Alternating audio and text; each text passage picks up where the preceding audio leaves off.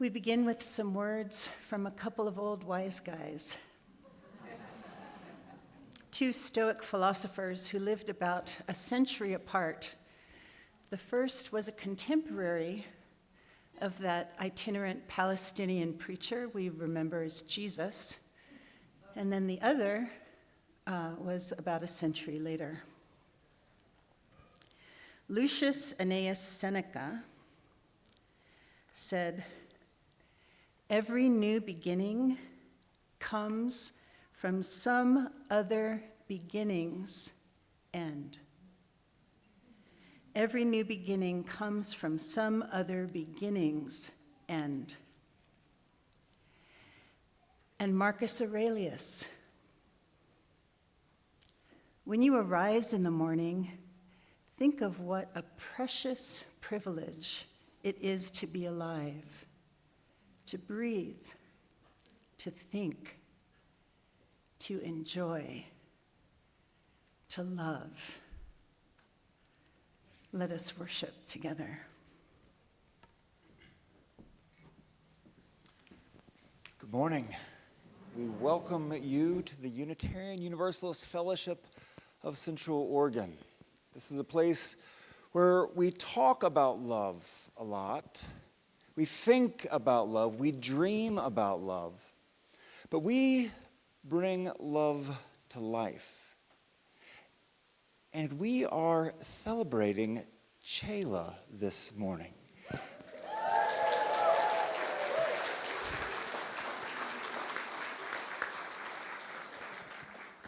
And if we are talking and thinking and dreaming about bringing love to life, we could find no better example of bringing love into the world and making it real than Chela's work here and Chela's life writ large.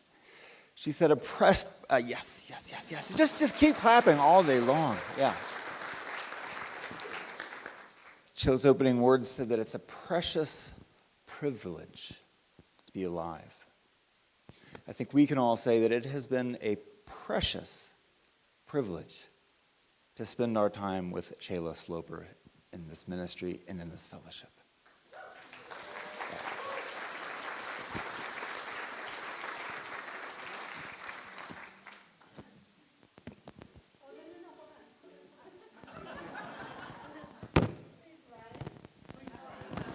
Great.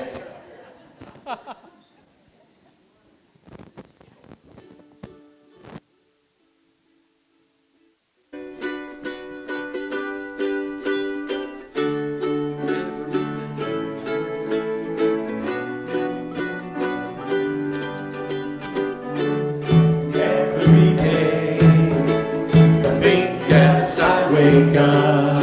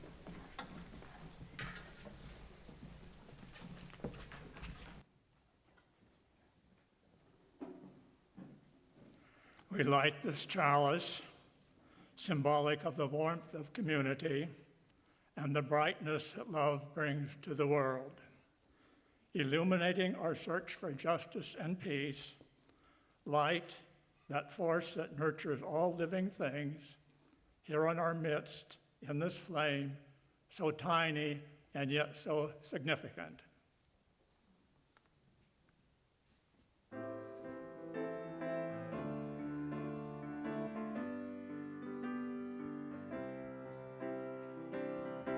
Spirit of life, come unto me.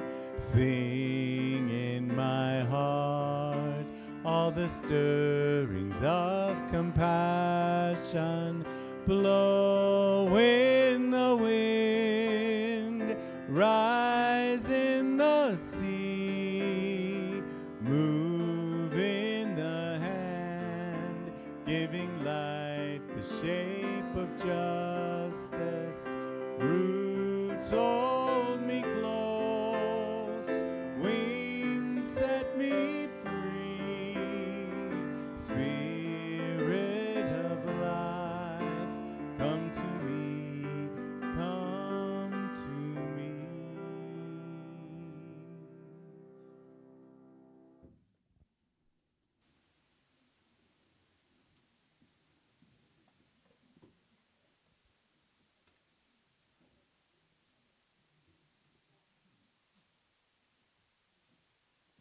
Good morning. My name is Amy Brock, and I'm the Director of Religious Exploration for Children and Youth, and it is time for our Time for All Ages. So if you're young or young at heart, I really invite you to find your way to the rug this morning as we have a special exploration time with Chela.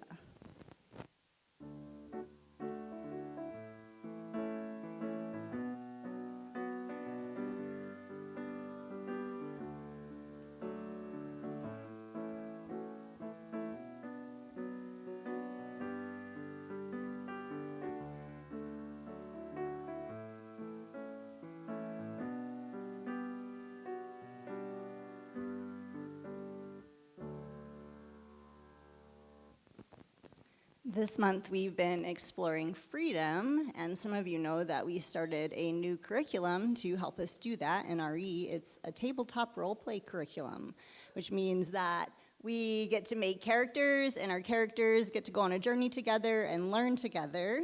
And Chela's going on a journey very soon.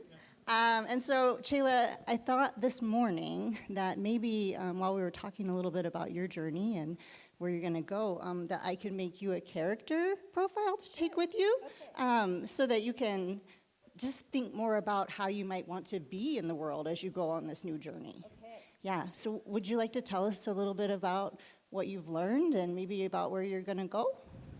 Sure.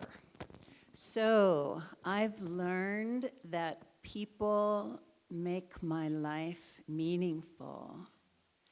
And without people to love, I wouldn't know really what love is. And people loving me teaches me how to love myself. Like, that's not an egotistical or a bad thing. But it's like, yeah, I really want to bring love into the world. And I've learned that sometimes in trying to decide what's next, sometimes it takes just like waiting a little bit and it becomes clear. And so there's, some people call that guidance, like being led, but there isn't necessarily a destination point. You just kind of, like if you're, are you ever in the house and the lights are out? And then you try to find your way without the lights, and then like you bump into things, and then you turn on a light, and it's like so helpful. So that's kind of a lot of my learnings too. Well, so far, what I've gathered from your story is that you kind of see yourself as sort of a guide, maybe, kind of like, if you were to have a job, what would you say that your job was moving forward? Helping people find their inner guidance. helping other people find their inner guidance. Yeah, and That people thing again. right, yeah. And that sounds like that's your motivation for moving through the world, is caring for others and wanting to nurture them. And it sounds like your style is doing that with love. That's my hope. That's my hope. That's my hope. Because we can do it like we can do it different ways. And to try to do things with love is like super important to me. Yeah, yeah. Well, one thing that is important for characters to have when they go on a journey is like a special item. And so that can be like a magic wand. It could be something practical like a compass. Our characters have all different kinds of special items. So if you could think for just a second, if you could take one special item with you on this journey, what would you bring with you? I think it would be like, I like the torch, but fire is kind of dangerous here in Central Oregon. So something that brings light and warmth. So I don't know, maybe it would be, actually I've got this really cool piece of stone. I think it's selenite, and and that would have a light source in it. I would raise this like beautiful gem, and then that would have light too, I think that. It sounds like you are prepared. Yeah, I think so. Prepared to go on a journey. Is there anything else that you'd like to share with us this morning? I would say that one of the things that is really interesting in life, and it's, I think, true for all of us at any age, is like when you start something, and then when you know that something is finished. Like, I think artists who paint or draw have a challenge sometimes, like they go, is this done? Is this done? Is it done? And then it's done. And so, so that's it's kind of good to know about when we begin things, and then when something is done, finished, complete. When it's complete, and there's freedom in that. There's so much freedom in that. And our characters in our role play game, we spent some time talking about how they wanted to move through the world, sort of kind of that energy that they would bring to it. And this particular curriculum has us pick a number between 1 and 6, and 1 is like super chill and super grounded, and 6 is like super flowy and super excited. So if you were to think about what kind of energy you're going to bring with you on this journey, where would you say that would be between 1 and 6?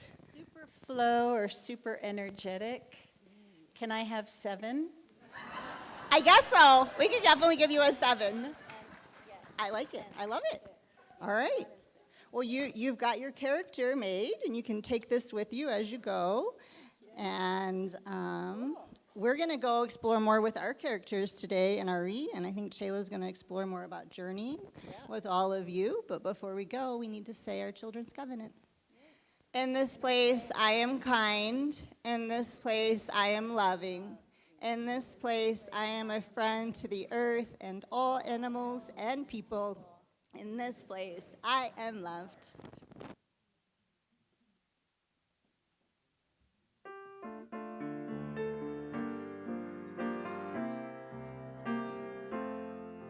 From you I receive, to you I give. Together we share, and from this we live.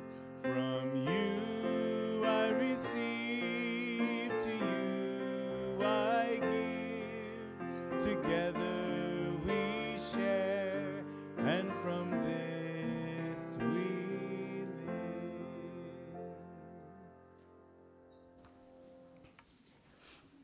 Good morning. My name is Chela Sloper, and I'm the Congregational Life Facilitator, and I have today's announcements. Parking is an adventure. So it turns out that Roughware, we won't be using that for overflow parking because they're working on berms in the sidewalk. So we have this wonderful parallel parking and diagonal parking option on Skyliners Road.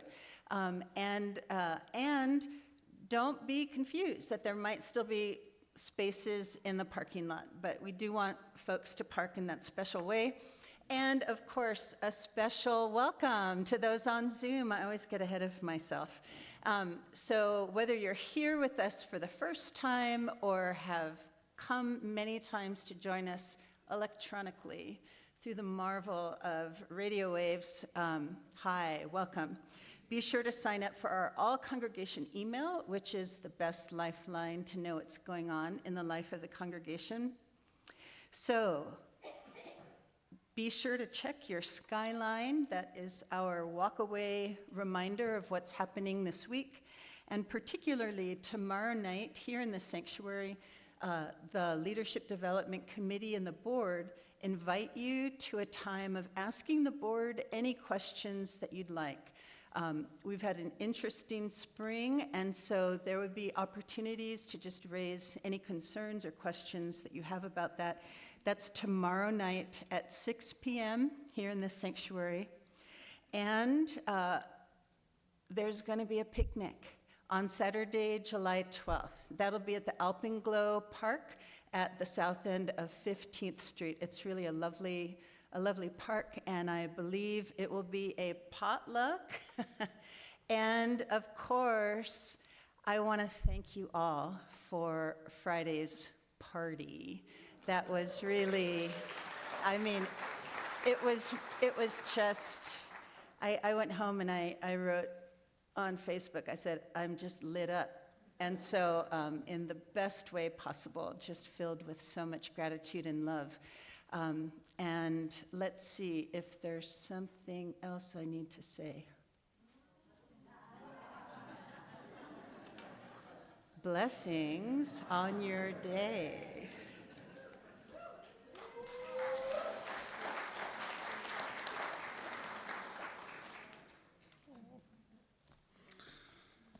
We love Chela. There's so much love that happens in this fellowship. There's so much love that comes through us and out into the world. This fellowship does amazing things.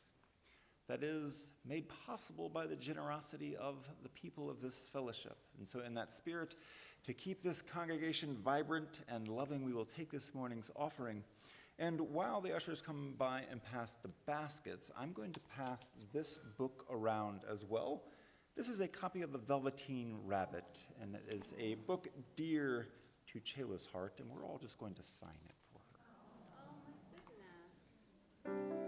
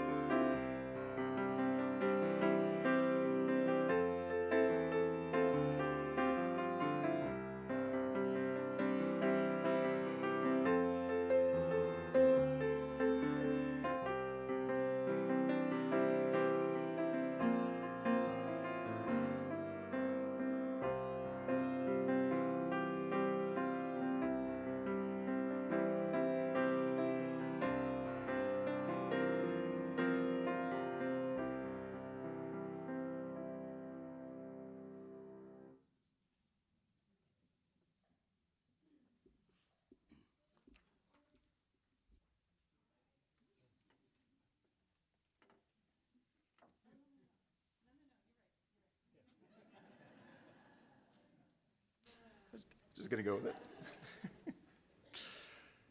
This congregation shares in its joys, in its sorrows, and its gratitudes.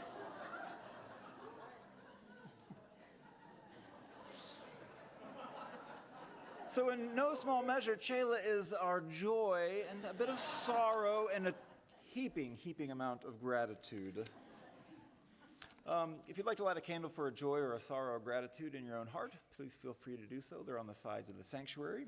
And if you have a joy or a sorrow or a gratitude you'd like to share with a fellowship, these are on our kiosk. You can fill these out. And this one is anonymous. It just says, I love the music at Sunday services. The melodic piano interludes, the diverse guest performers, the energetic harmonies in the choir, and especially the collective voice of the congregation. It touches my heart deeply. Thank you all. Nathan Jenkinson writes, a delightful gratitude to Chela for her generosity of heart and her generosity of flowers. From Susie Hickman, baby Margot was born yesterday morning, right around 9 a.m., actually on Friday morning, right around 9 a.m., weighing in at 4 pounds and 5 ounces to Parker and Danielle. Mom, Dad, and baby are doing fine. Parker made it through the cesarean birth without passing out. He did get very woozy afterwards. Margot is now in the NICU and will likely stay there a week or so until her lungs are more fully developed. It was a remarkable thing to witness and experience. Parker and Danielle say thanks for all your love and prayers. Gwen Weisling shares the joy of retiring, bittersweet, from Bethlehem Inn. Gratitude to the Unitarian Universalist Fellowship for helping me make the inn what it is. A special thanks to Tom O'Brien and Tom Wykes for pointing me in the direction of this service opportunity. Gwen, you have served the Bethlehem Inn and this community so deeply over these years. Gwen and Chela started the same month.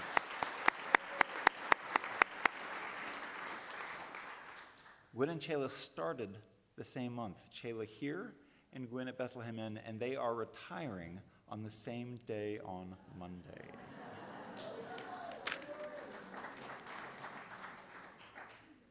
Becky and Jim Dabrowski share that we are delighted to have our 2 grandsons without their parents with us for a week. So are their parents. Delighted.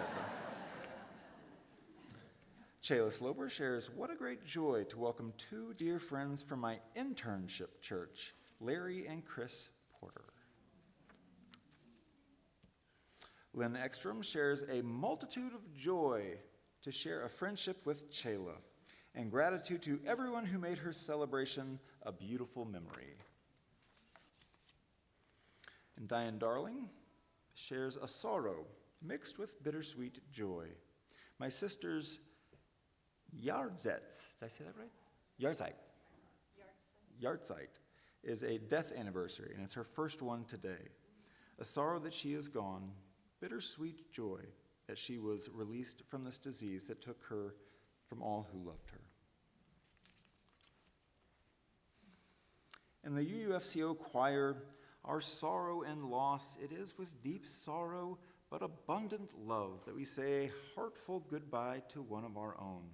With heavy hearts but mountains of memories, we all embrace you with our support and loyalty, Chela. Blessings on your life.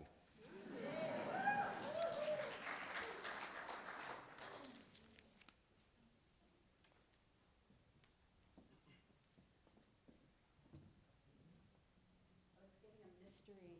I still can't read it. You want to say? Oh, there's a deer. I'm going to be upstaged by nature. That's fine.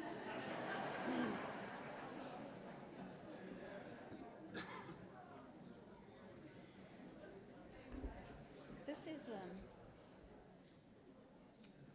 tricky. I just want you to know it's tricky. So in preparation for our time of meditation, in preparation of that time, I want to give some instructions.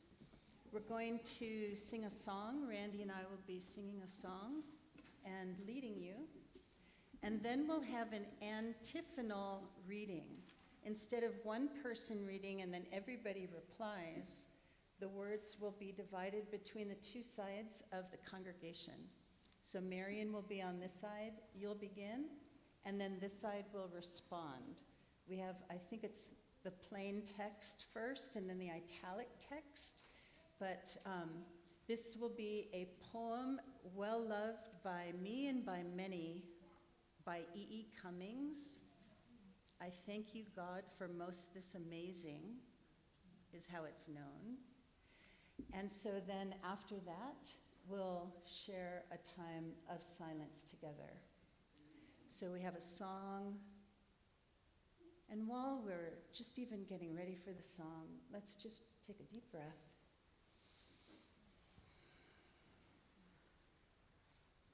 Let's take a couple.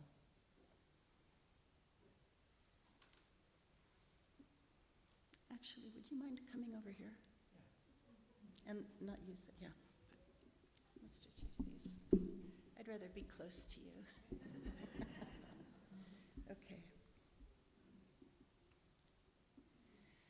This body breathing, this body breathing, this body is here, this body is now. This body breathing, this body breathing, this body is here, this body is now. This body breathing, this body breathing, this body is here, this body is now. Once more. This body breathing,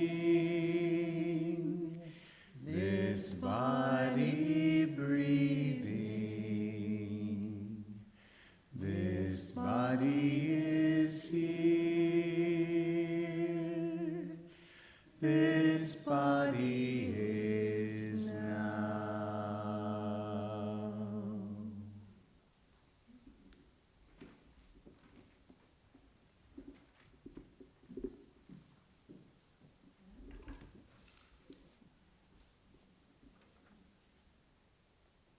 Please join me in this side of the congregation in reading the plain text.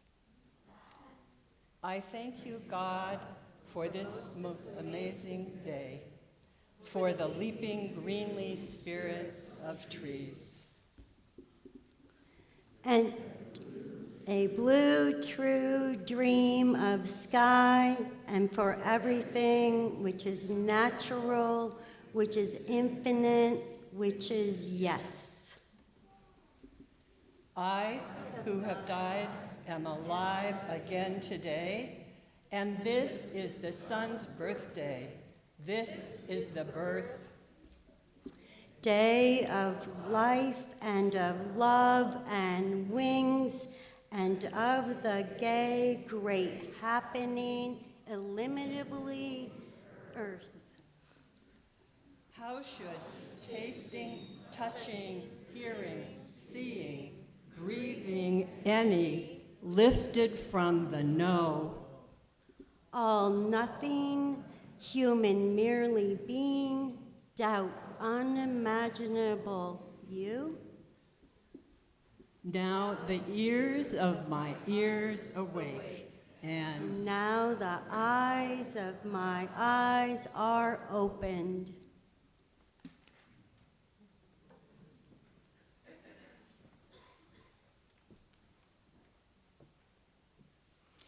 What does it mean to be human? We can write poetry. We can observe all these things.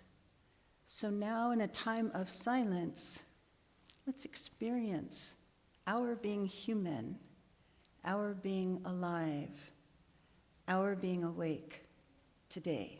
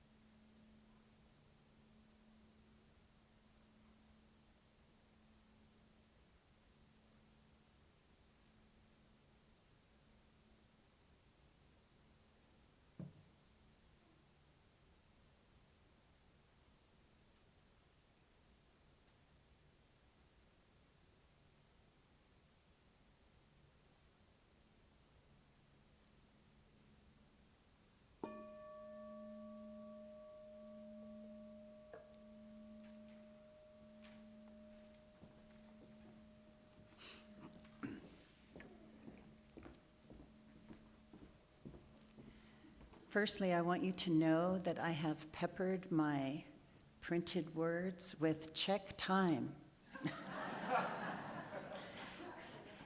And I also want to apologize. The clock in my office is actually set different than this clock, so sorry to keep you waiting earlier. I do want to begin with also just some language trigger warnings. In this fellowship, there are folks who have some vocabulary considerations, the same way like we may have dietary considerations. So I just want you to know that I will use the words God and church, and I may even utter a Lord or two.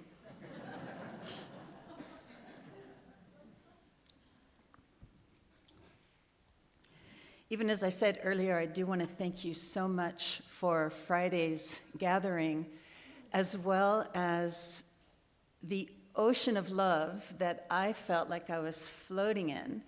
I think at least some of you had a similar experience, and there will be more about this later.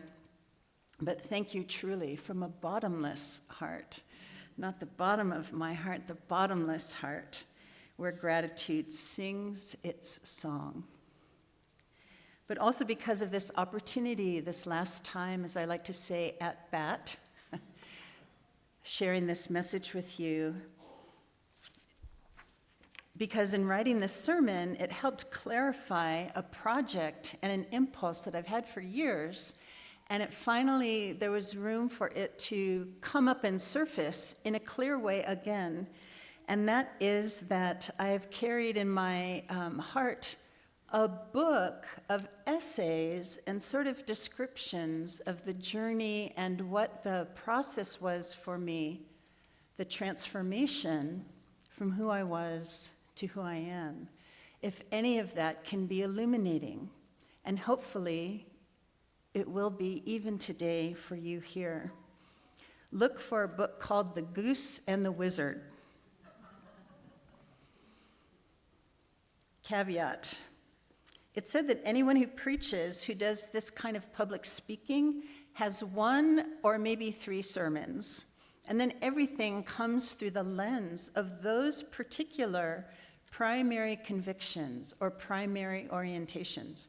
Now, having said that, I'll have you listen to Reverend Scott's over the months and months and then see, oh, what are his sermons? What are the specific things that he would like to share to build this congregation? So some of you have heard me speak before. You'll probably hear recurrent themes and maybe even some of the same stories. Maybe this will limit my ability to retract and distill other stories, and it might just open the doors for greater insight and greater reflection in my own life. I don't know. So this is a shamelessly first-person narrative, and as I say, may there be light for us all. One of the deepest changes in my understanding has to do with something that came into my awareness in the early 90s. I was in Portland, and I was going through downtown with a friend of mine, and this woman came off the bus, and she knew David, and we got to talking. And she said, you know, there are journey people and there are career people. And on a brief conversation with me, she said, you're a journey person. So that was very interesting. And that became like a piece of the mosaic of my life. And that had caused me to reflect often.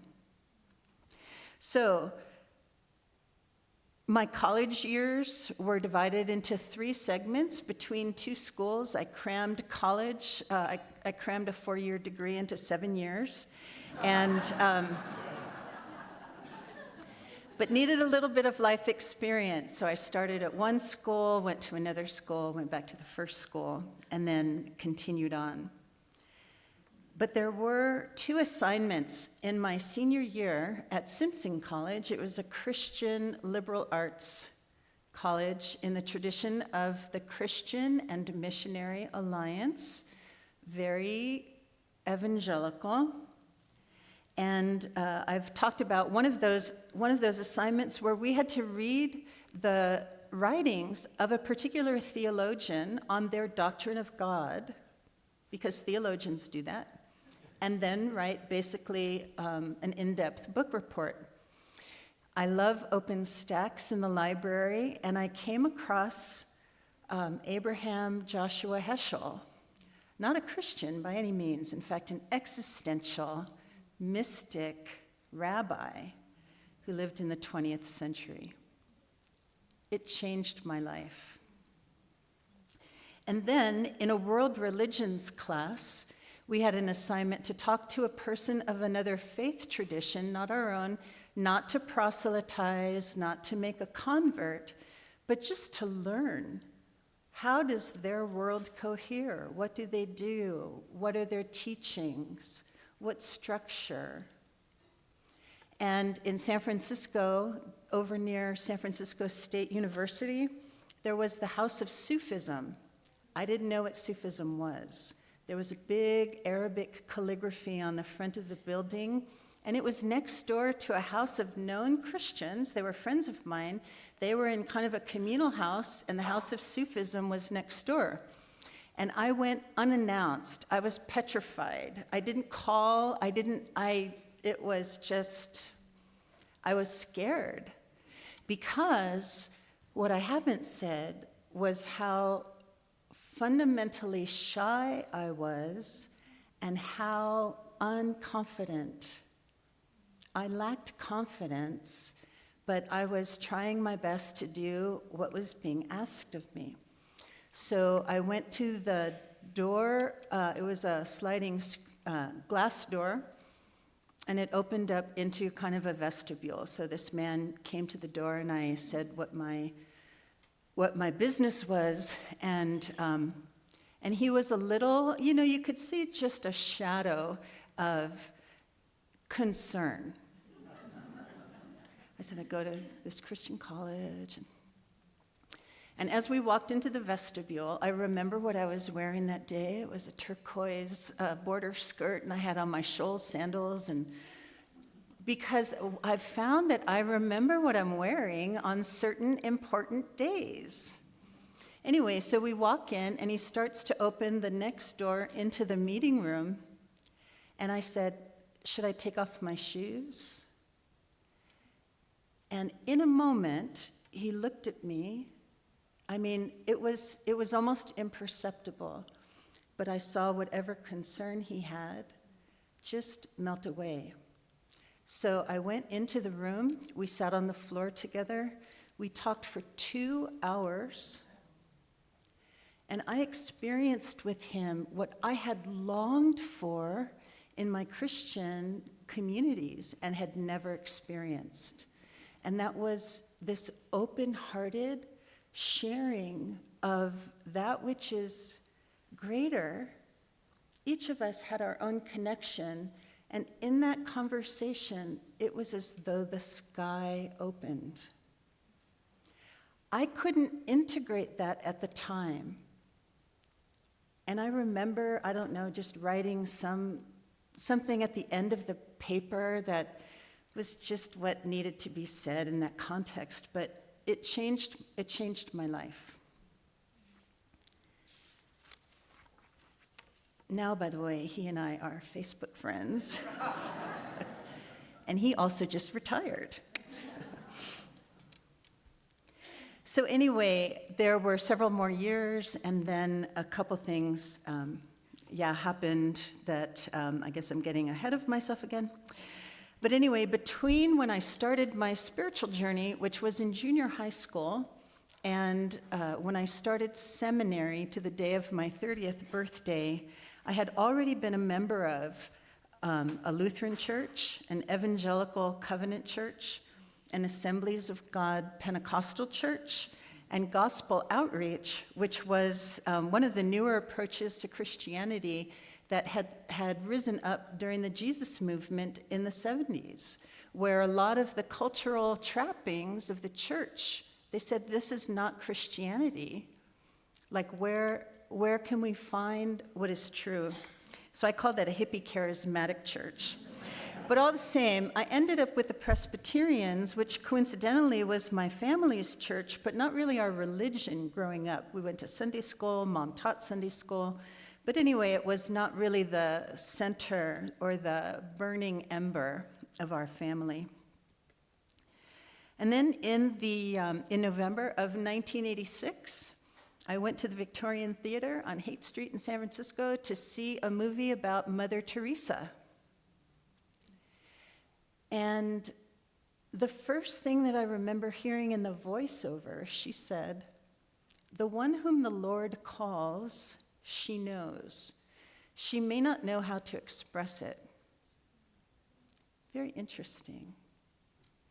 It didn't hurt to have the she, her pronoun.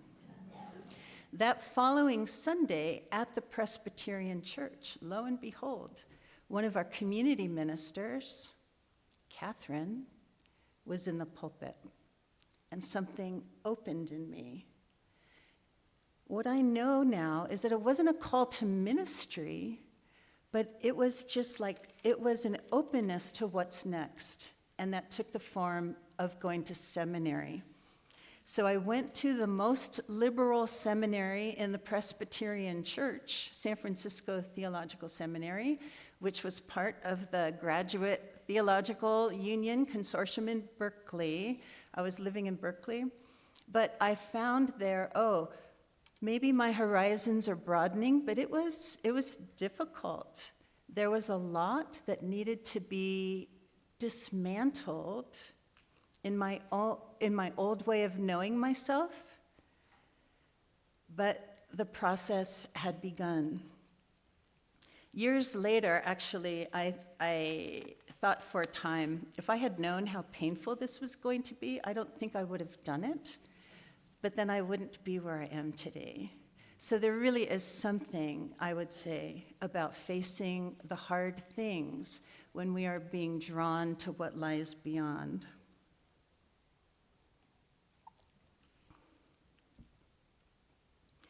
So I'm in seminary, I'm enjoying the Greek, the Hebrew, the studies of church history. And then there was this process of selecting and being selected for our internship year, which was the third of a 4-year degree. So back to this feeling of being shy and lacking confidence, I thought, maybe I'll just do the academic track. maybe I'll just do an MA and then maybe I'll even do a PhD because I'm really scared. I could feel the reticence about opening up to this new adventure. I'd grown up in San Francisco. I went to grad school. I went to college in San Francisco. I went to grad school in the Bay Area. I thought, but I went. I had been in conversation with a church up in Barrow, Alaska, and I thought, that'll be groovy, where the sun doesn't shine for a few months, and it only shines for a couple other months. And then just some other things in our conversation, it was like, I'm not sure, but I was just in those conversations. And then during, they had this, it was kind of like a matchmaking, almost like a speed dating sort of day, where different churches came with their representatives, and then those seeking an internship were also, we could choose who we wanted to talk with, and they could choose who they wanted to talk with. And so I was in conversation with the minister, and basically it's like, it would be equivalent to the president of the board here. It was the head of session in the Presbyterian Church, in Southminster Presbyterian Church. And we had this really interesting conversation, and something opened up. And then I went there. Now, I remember the first day that I showed up on internship. It's July in Beaverton, so we know that Portland summers can be pretty warm.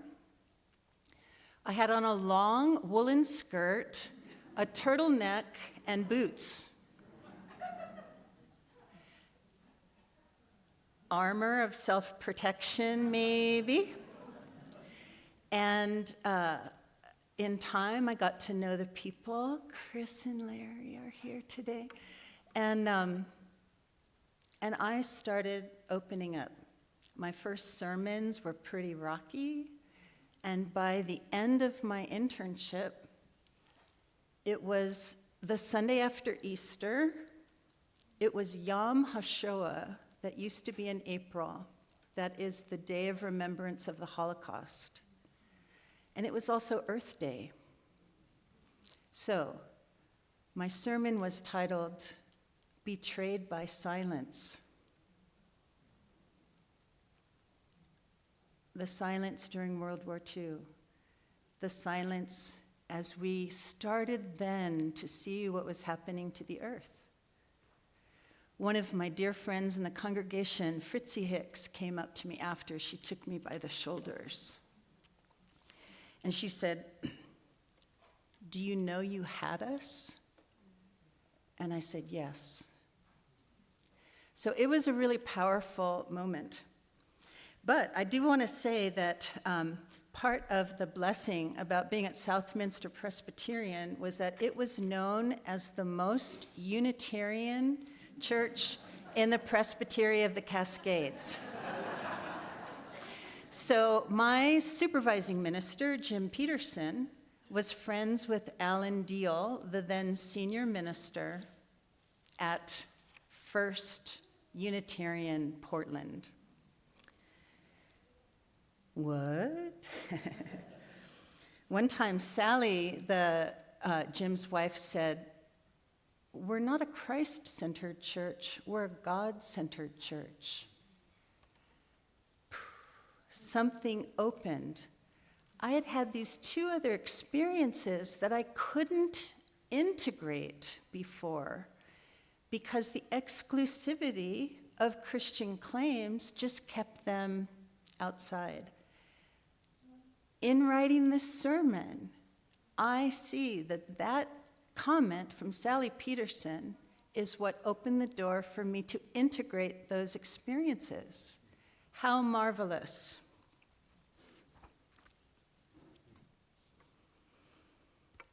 So it was a wonderful internship year. I grew. I was told, because I couldn't see it myself, that the congregation grew.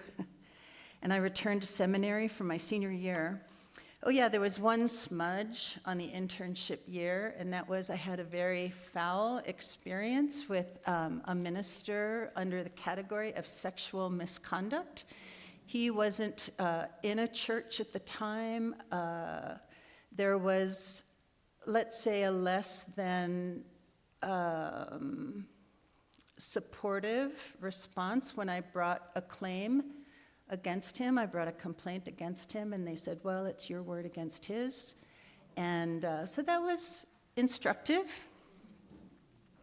But now there was this discernment about, do I go into ordained ministry? Remember, that wasn't necessarily my call, but there is a momentum. If you go to seminary, you become a minister.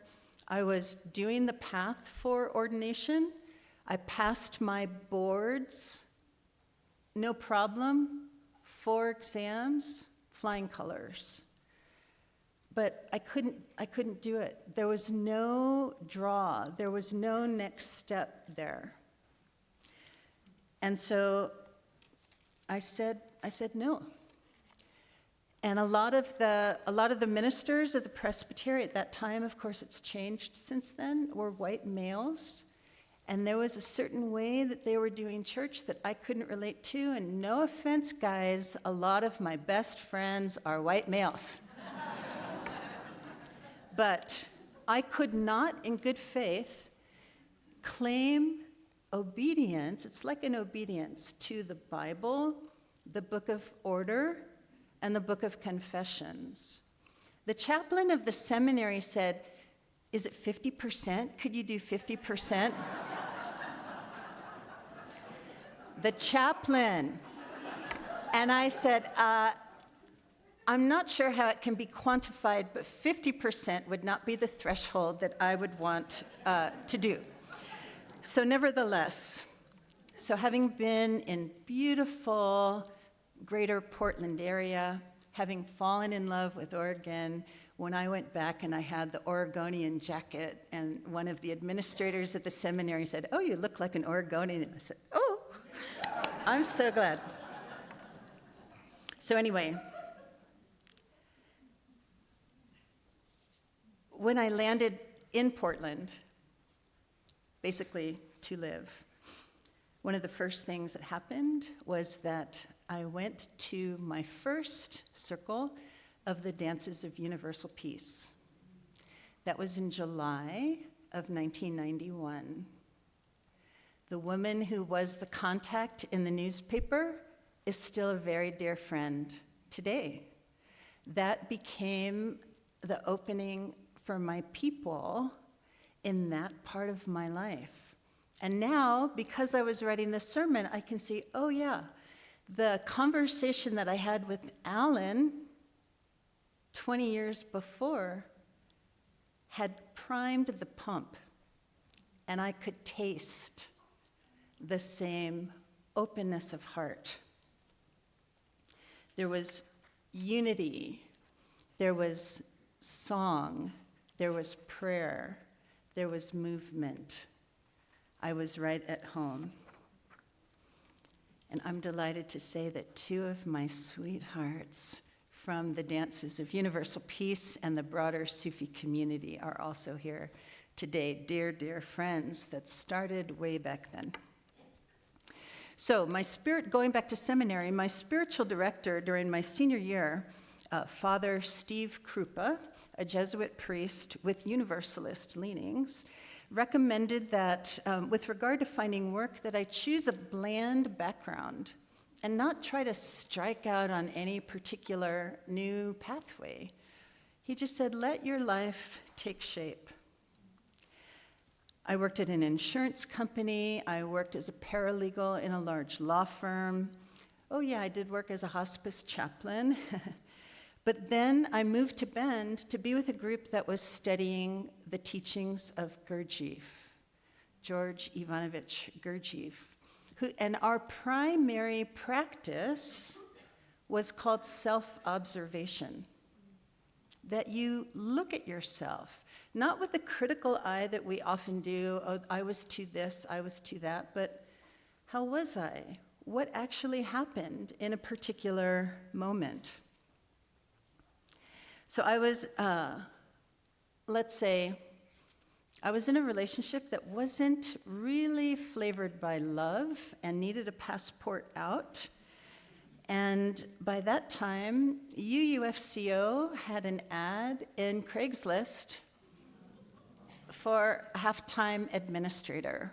So I applied, I was hired, and that became the beginning of what we are now seeing as a completion.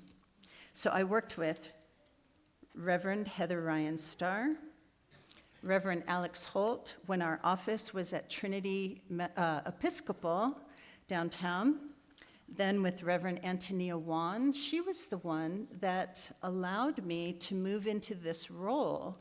I'm not a business person, and doing administration for a building and all of, no, it was really not good. So that worked out really well. So then we come to the arrival of Reverend Scott.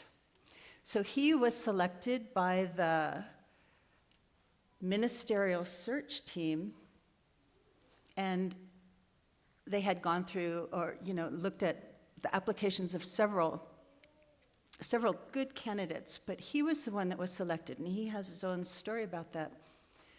And so he was here for a week. It was sandwiched between 2 Sundays. He preached at both. And then that week was just meeting all these different groups and the people and the staff and the families and everybody. And so he and I had a coffee together. By that time, I had had some difficult times with a couple of my other supervising ministers. But I told him that I was prepared to leave if he and I didn't work well together, because I loved the congregation and I wanted what was best for it. I think it served that I had been a constant thread during all those other ministers, and he said, no, I don't think there'll be a problem. And then I gave this analogy. I said, like in the orchestra, so here's the conductor.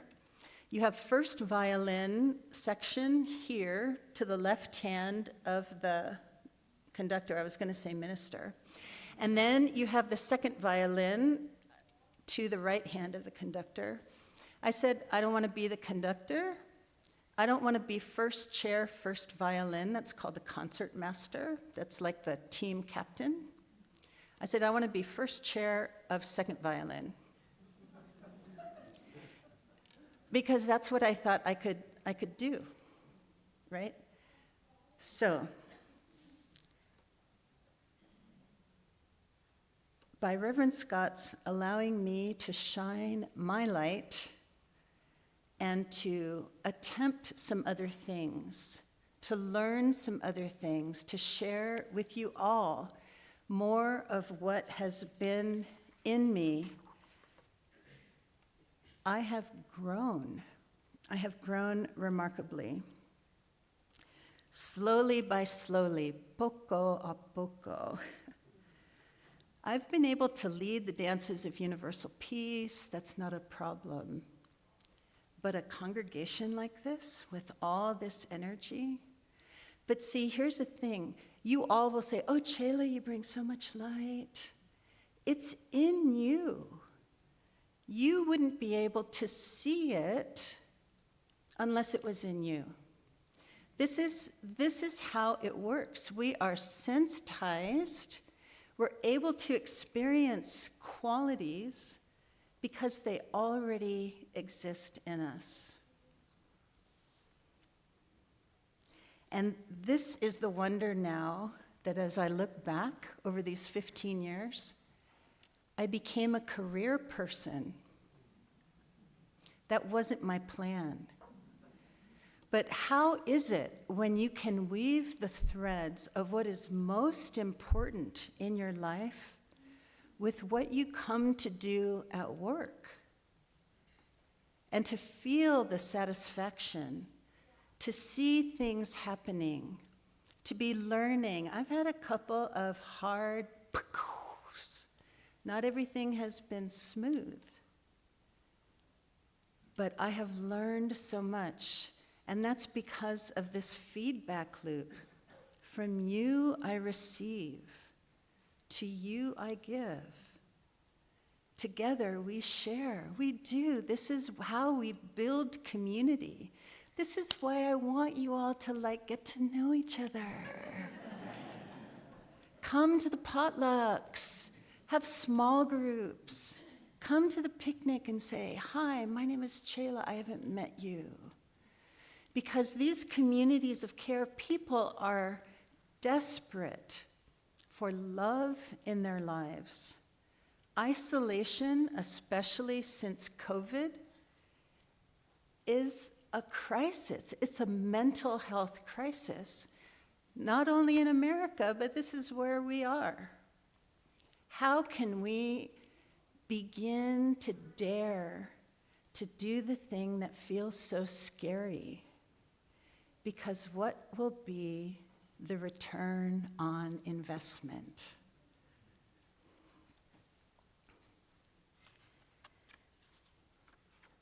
As early as while I was in seminary, I remember walking up the hill after a lunch one day, and I was talking to my classmates, and I said, "Well, I think I'm a believing agnostic."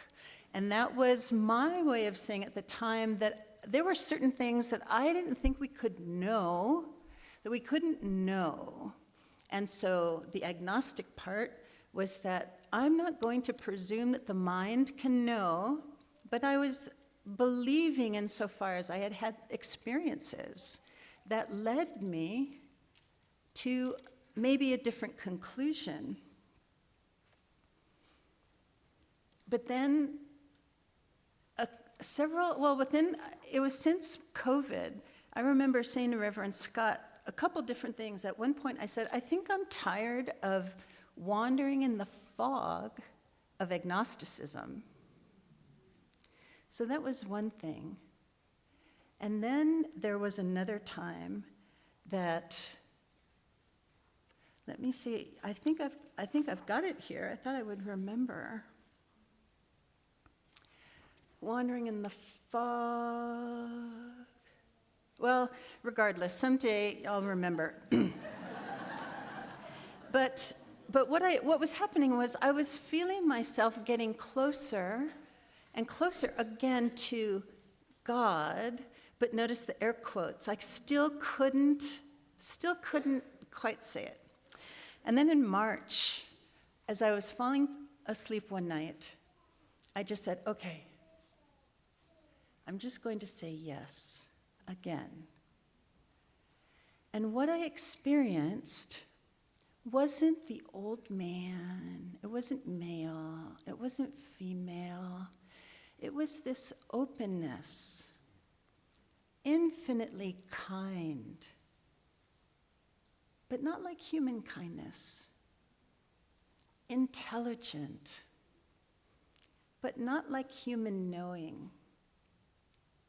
Vast, more than the heart can contain. Now, in Islam, they have their scriptures, the Quran, and then they have these hadith, which are sayings attributed to the Prophet Muhammad, peace and blessings be upon him. And one says, "Heaven and earth cannot contain me, but the heart of my loving servant," that might be a trigger, "can contain me." Now, Christianity also has its sayings. They were contained in some gospels that didn't quite make it into the Bible. One of them is in the Gospel of Thomas. And it said there, "If you bring forth that which is within you, what you bring forth will bring you life. If you do not bring forth that which is within you, that which you do not bring forth will destroy you." This isn't a curse. This isn't God playing hardball. It's how things are. How many of you have things within you that you haven't found a way yet to bring forth? I encourage you. Only you, or maybe your best friend, knows what that is. If you bring forth that which is within you, What you bring forth will bring you life. I know this to be true. This is my experience. And that love in your heart, like I say, you see it in me as outside of you. But that's how we experience things first. To bring it home, to know that it's in you. That is life. That is the vibrancy, the infinite variability, the very vibrating vitality in its vast variations.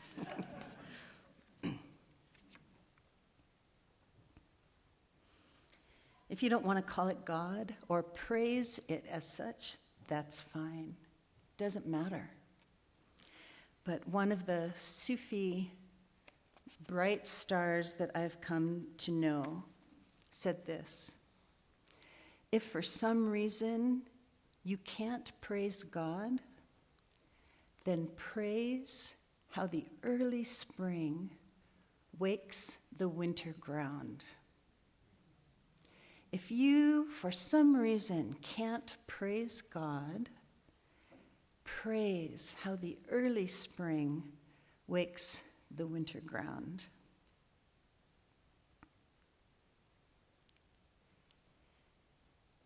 I thank you, God, for this amazing day, for the leaping, greenly spirits of trees, and a blue, true dream of sky, and for everything which is natural, which is infinite, which is yes. I who have died and am alive again today, and this is the sun's birthday.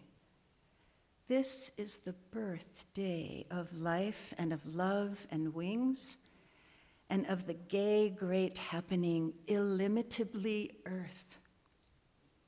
How should tasting, touching, hearing, seeing, breathing any lifted from the no of all nothing, human merely being, doubt unimaginable you? Now the ears of my ears awake, and now the eyes of my eyes are opened. May we have ears to hear and eyes to see. May your light shine.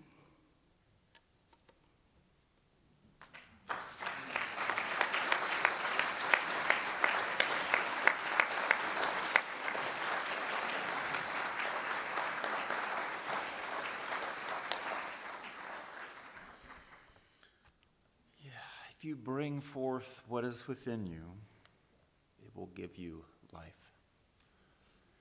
Chela has brought forth that love and life into this community for sure. Most might not know that Chela's name, Chela, isn't her birth name. It's a name that she chose. It means disciple or student in Sanskrit.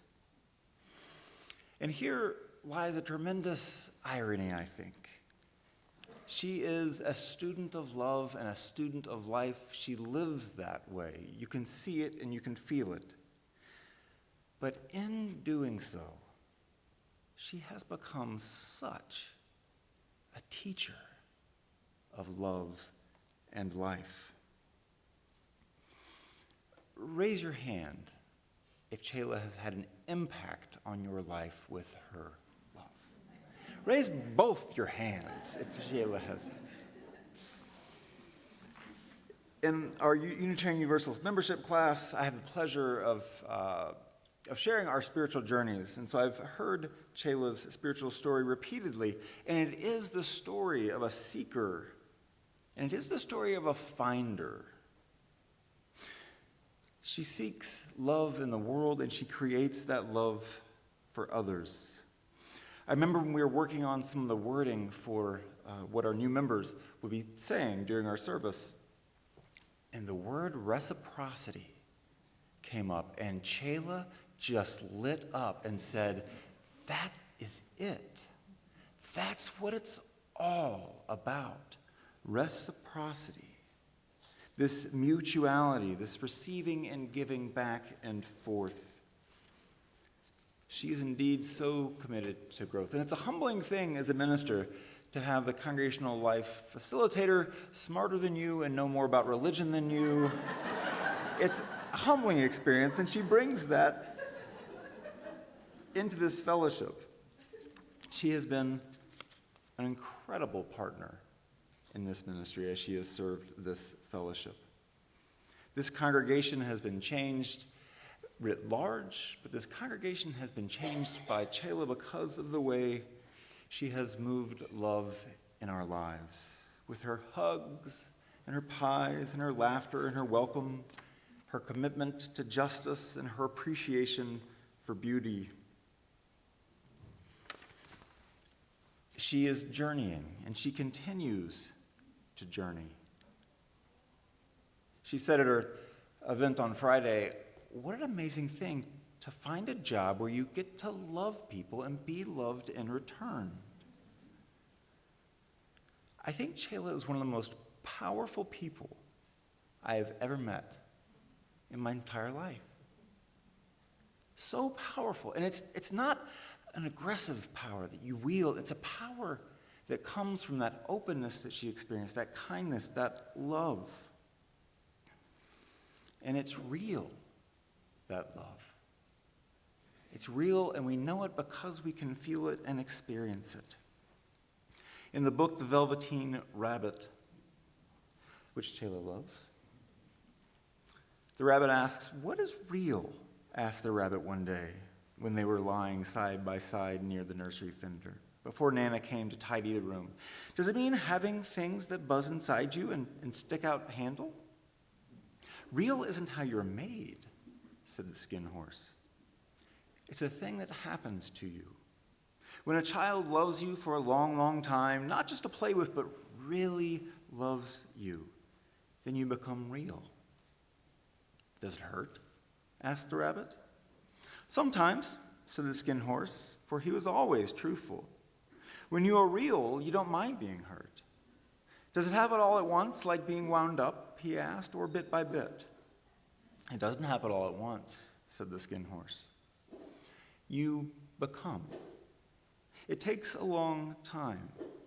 That's why it doesn't happen often to people who break easily or have sharp edges or who are carefully kept. Generally, by the time you are real, most of your hair has been loved off and your eyes drop out and you get loose in your joints and very shabby, because these things don't matter at all, because once you are real, you can't be ugly except to people who don't understand.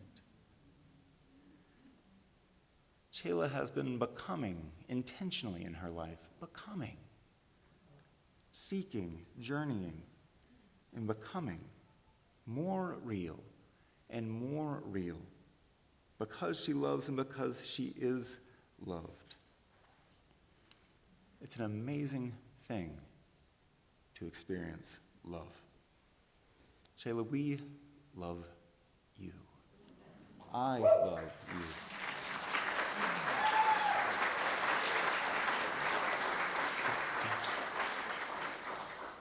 Will you stand up for us, please?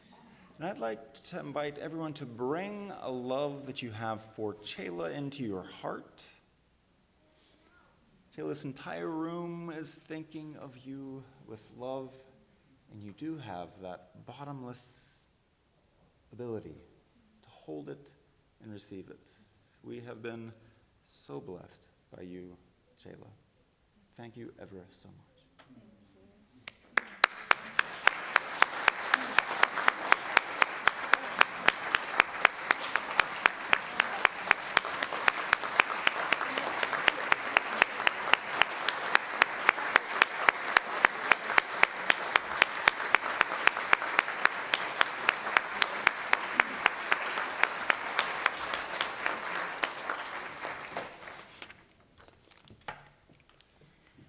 There's a sort of impromptu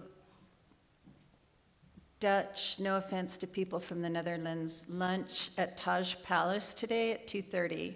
If you want to come and just have some Indian food and chat, some of my out-of-town friends will be there. But anyway, Taj Palace, 2:30. And thank you. I mean, truly, thank you.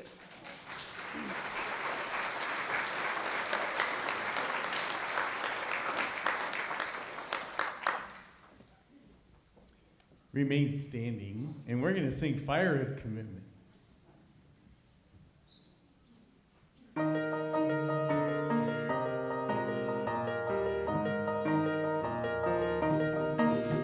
the light of days remembered burns a beacon bright and clear, cuddling hands and hearts and spirits into faith set free from fear.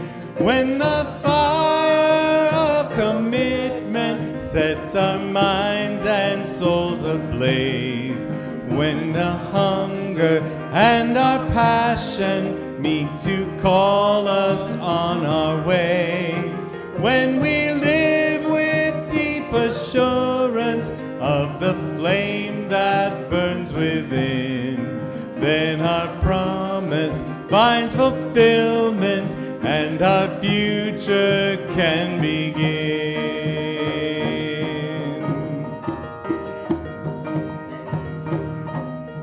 From the stories of our living rings a song both brave and free, calling pilgrims still to witness to the life of liberty. When the fire of commitment sets our minds and souls ablaze, when our hunger and our passion meet to call us on our way, when we live with deep assurance of the flame that burns within, then our promise finds fulfillment and our future can begin.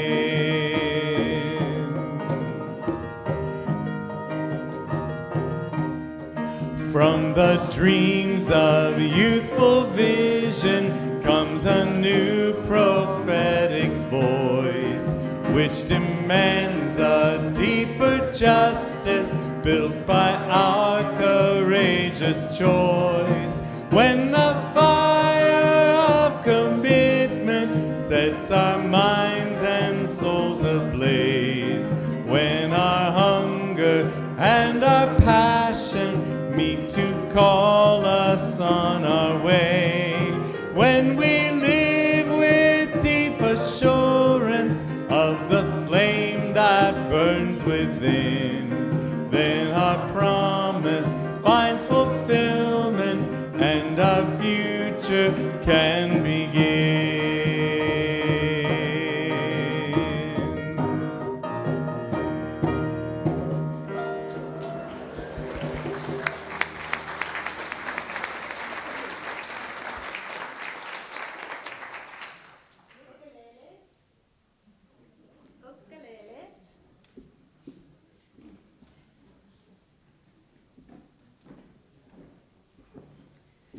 We're going to sing our benediction. This is a Buddhist blessing. I call it like a Buddhist campfire song. And we've done it here before, but this is blessings on your life also. Thank you for having our first incarnation of the ukulele group. Our first performance today. Thank you. Yay. 2, 3, 4.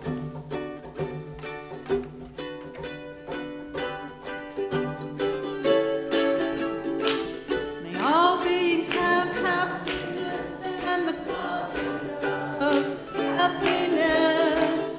May all beings be free from sorrow and the causes of sorrow.